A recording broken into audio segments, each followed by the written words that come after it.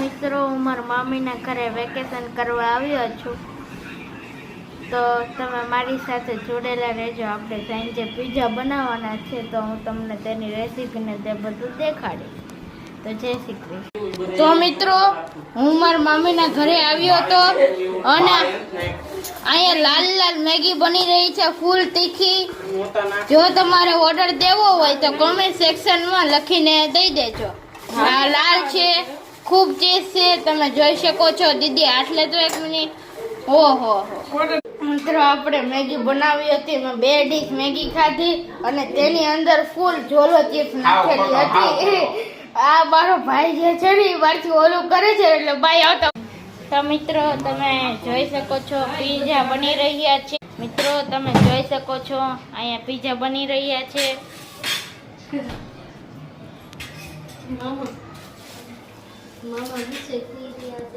મિત્રો તમે જોઈ શકો છો અહીંયા પીઝા બની ગઈ અને તેમને આપણે ખાવા પણ બેસી ગયા છે. તો મળીએ હવે રાતે. મિત્રો હું મારા મામીના ઘરેથી આવી ગયો છું, તો જય શ્રી કૃષ્ણ. તો ઉબારે ફાઇનલી હોમે પહોંચી ગયો છું. અમને ખૂબ મજા આવી. તો મારી ચેનલને લાઈક ને સબસ્ક્રાઈબ કરવાનું નહીં ભૂલતા. જય શ્રી રામ.